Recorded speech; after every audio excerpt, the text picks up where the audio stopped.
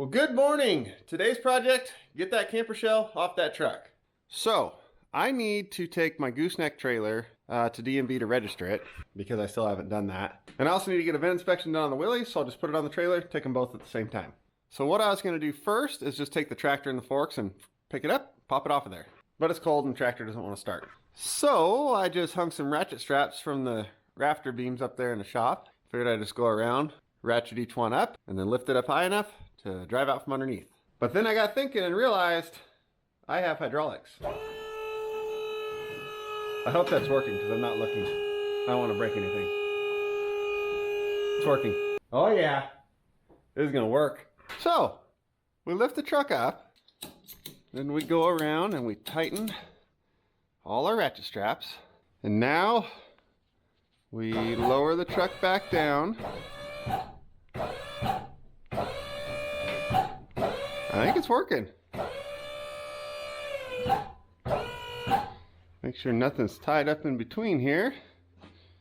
And it's not. Okay. Now we should just be able to drive forward. Okay, now we slowly pull forward and hope for the best.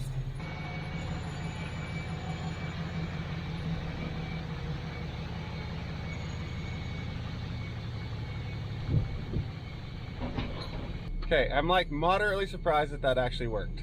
All right, now I gotta go try to find where I put the tailgate. All right, I got the tailgate back on. It looks like a pickup again.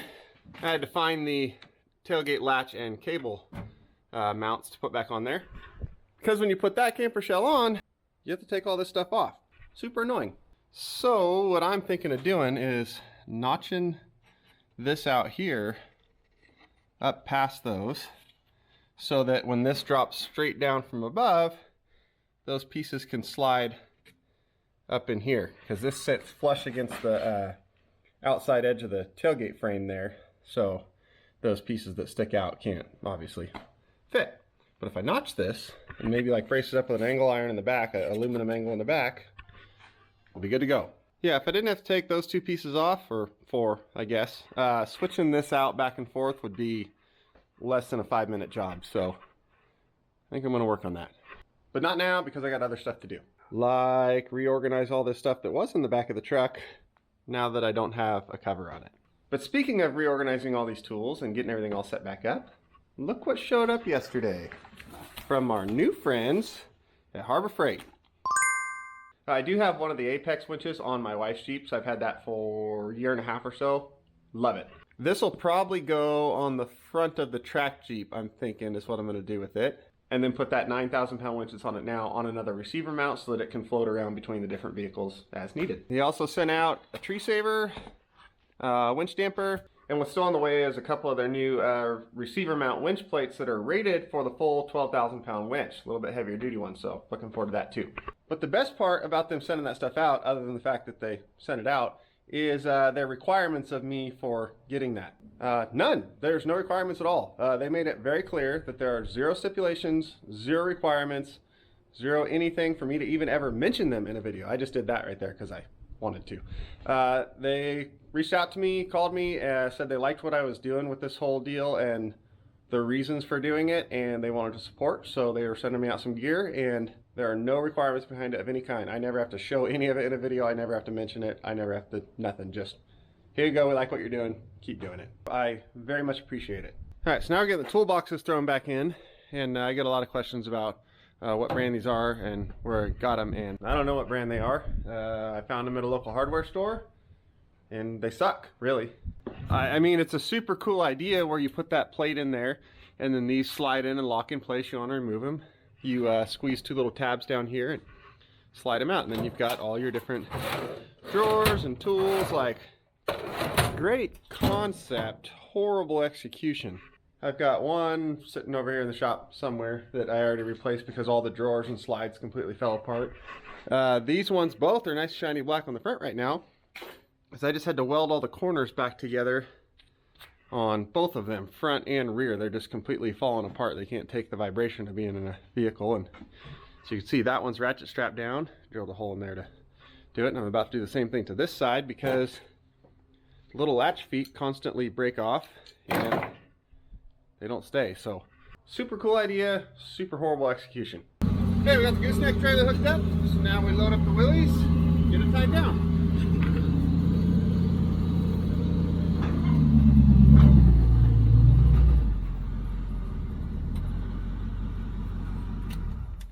Alright, we got the willies loaded up, strapped down. I need to get another set of chains and binders for this trailer because right now all my chains and binders are on that trailer.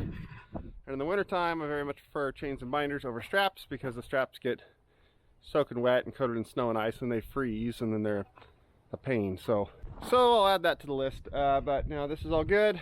We're gonna do a VIN inspection on this one, get this one registered finally. And I'm going to run inside, do some paperwork, make sure I have all that straightened out for him, and see where we go from there. Got a registration and license plates done for everything. And Riley was awesome the whole time. Tried taking a 3-year-old to DMV and sitting there for 2 hours, but you did. I went under my sweater. Yeah, she was really good. So now we're going to go get a cake pop as a reward, and then we're going to go to the park. And what are we going to do at the park? Rider scooter! Ready to go? Let's go. Alright, finally back from DMV. Both vehicles are registered legally, finally. I've only had the trailer for like 3 months and the Jeep for like a month and a half, but minor details. So I got it all unstrapped and remembered the downside to this trailer. It doesn't tilt. You'd have to pull out the ramps. And I'm lazy, so I backed up to the horse poop mountain. I've been saying I'm going to clean up this pile of horse poop and haul it off with the tractor since we bought this property. Still haven't done it. Too much other stuff to do.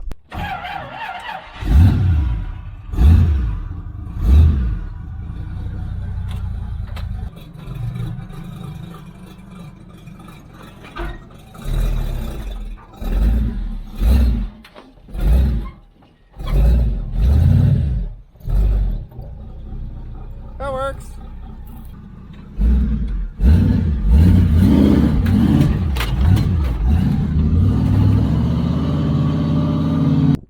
That worked. Hi, Chloe. This is Chloe. And this is Rusty. These are our dogs. Come on, let's go. Alright, got the gooseneck trailer unhooked. Willie's is unloaded. Everything's parked. I think I'm going to put this back on the truck. But not right now because it's getting late. And what everybody really wants anyways is an update on John, the homeless veteran who we helped out the other day. And here is the plan I've come up with. I got together with Nate at Elite Fleet Automotive, and he is on board 100% right away. So what we're going to do is here in another couple days when I get John and his van moved over to his new tiny home, give him a few days to get his van unloaded and get his new home set up. Then I'm going to go back over, get his van, take it over to Nate at Elite Fleet Automotive. We're going to pull that engine out of it, take it over to a machine shop, have it completely gone through. We're going to rebuild the engine, stick it back in there. We're going to go through all the wiring, fix all the electrical problems it has, make sure all the lights, dash, everything works perfect. Make sure the heater's working good, all that stuff. Check out the cooling system because we know it had a bad water pump. Put 4 brand new good winter tires on it, and then go front to back on that thing and see if we find anything else that needs suspension wise, drive lines, U-joints, whatever, while we're under there. And make sure that when we give it back to John, he's got 100% reliable, he can hop in, go wherever he needs to go vehicle. And yes, it does make a lot more financial sense just to find something else. But as you can see in that video, John loves that van. As he says, it's part of the family. That's been his home for all these years. He doesn't want to get rid of it or replace it. He just knows that in all reality, it doesn't make any sense to put the money into that van that it's going to take to make it 100% when he doesn't have it and he could go buy something else. But I've never been good at making sense, so we're just going to do it anyway. And in all reality, what he's wanting to do is go find another sub $1,000 vehicle to buy and drive. And what I'm afraid of is that's just going to put him in the same position where something's going to break on it. And that vehicle is just going to nickel and dime him to death, even worse than this van will. He had a new transmission put in the van here not too long ago, so we know that's good. So he's put a good bit of money into that, plus it being his home for so long. I don't really want to replace it, especially that's the vehicle he wants. So that's the vehicle we're going to give him. So I'm working right now on setting up a fundraiser. How we do that's going to be tricky. John is getting disability benefits from the VA. If John gets any income aside from his disability benefits, it could screw up and affect his disability benefits. So if we set up the GoFundMe in his name for him to receive the money to do this, that could screw him on his VA disability, and we don't want to do that. Same thing, a whole bunch of people said, you should hire John as your cameraman. I'd love to, but if I hire him, he now gets his disability screwed up, and that doesn't work either. Plus, he's got a whole project he wants to work on, like volunteering for COVO, so he can help other veterans get the same help that he got, which is awesome. And I would much rather him focus on that, and I will figure out the cameraman thing myself. But I will try to bring him along with me some more when I can and if I can. So hopefully you will see more John in the videos. So what I'm thinking I'm gonna do is set up a GoFundMe where my company receives the money. I know that sounds sketchy, but I'll be super transparent with the money.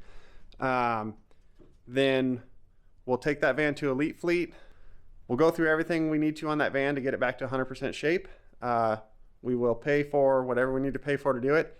Any extra money that is left over from that will get donated straight to COVO. One, that's what John wants to happen with any extra money. He doesn't want money. Two, that will keep him from getting into any sort of trouble with having an income or receiving money and his disability benefits. And if whatever we raise isn't enough to cover the cost of what we need to do to that van, I'll just cover it myself, and that'll be my donation to this project. So that is a plan. I'm working on getting it all set up right now, but it's going to take a few days, so I want to make sure I can do it in the most transparent way possible for you guys, since the money's going to the company name and I don't want anything to seem sketchy there. And two, I want to make sure I'm doing it in a way that doesn't screw up John and any of his VA or disability benefits as well. So that's all coming. I'm working on it. Just got to figure out, make sure I'm doing everything as correctly as possible. So now I'm trying to figure out what my next project is. That can stay like that for a while. That Jeep, I believe, is ready to go. The Willys is good to go. Gooseneck trailer finally is registered. I do want to get started on, where are we? That truck. I would really like to get started on that truck and yanking that bed off and convert it into an off-road wrecker. But what I think I should do for now is go get started on some paperwork for this fundraiser deal and figure out the best way to do that. So that's what I'm going to do. That means that's going to be it for this video. Thank you guys for watching. Stay tuned. I will keep you updated on what we're doing with that. So we'll see you guys next time.